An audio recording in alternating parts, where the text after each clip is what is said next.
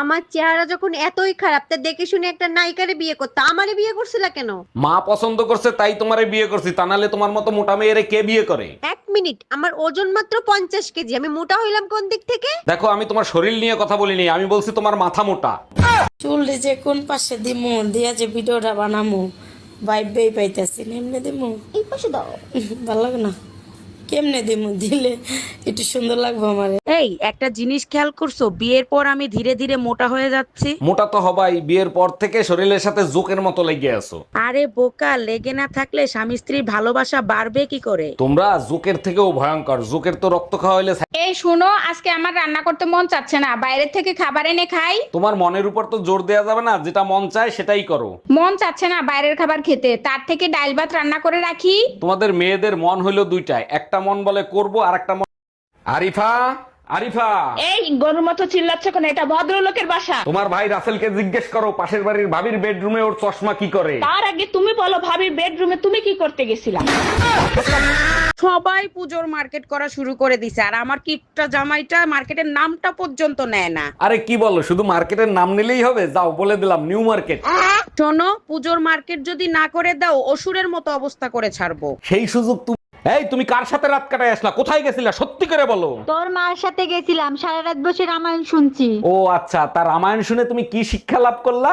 আরে রাখো তোমার শিক্ষা, আমি তো এখন পর্যন্ত বুঝতেই পারলাম না।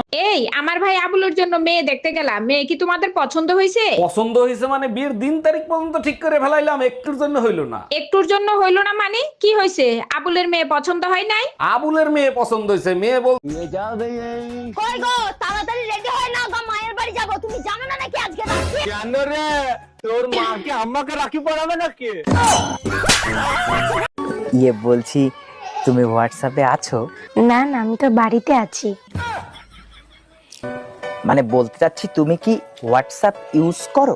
না না, আমি তো ফেয়ার অ্যান্ড লাভলি ইউজ করি।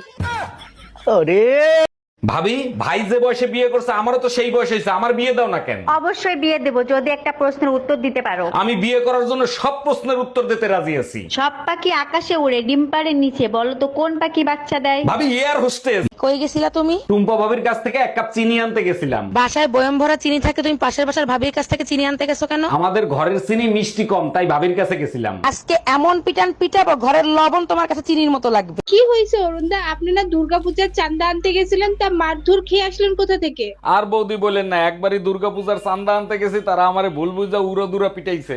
ভুল বুঝে পিটাইছে? কি হয়েছে একটু খুলে বলেন তো। যে মহিলার কাছে দুর্গাপূজার চাঁদা আনতে গেছি সেই মহিলার নাম দুর্গা, আর তার 2 মেয়ের নাম পূজা আর চাঁদা।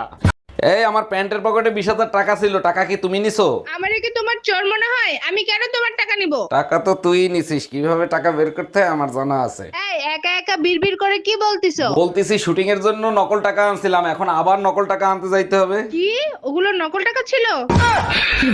কই গো, বলছি অনেকদিন তো মাংস খাইনি, তা বাজারে গিয়ে 500 মুরগির মাংস নিয়ে এসো না খাই। না না, ওই জীব হত্যা আমি করতে পারবো না।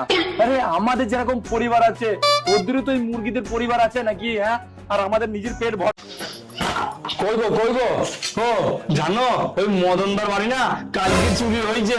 তাই নাকি? হ্যাঁ গো, আমি বলছিলাম চোরের যা উৎপাত হয়েছে, বাড়িতে একটা কুতুবুন্দি কেমন হয়? কেন, তুমি কি কোথাও যাচ্ছ নাকি? সবাই পুজোর মার্কেট করা শুরু করে দিছে, আর আমার কিটটা জামাইটা মার্কেটের নামটা পর্যন্ত নেয় না। আরে কি বলো, শুধু মার্কেটের নাম নিলেই হবে? যাও বলে দিলাম নিউ মার্কেট। শোনো, পুজোর মার্কেট যদি না করে দাও অসুরের মতো অবস্থা করে ছাড়বো।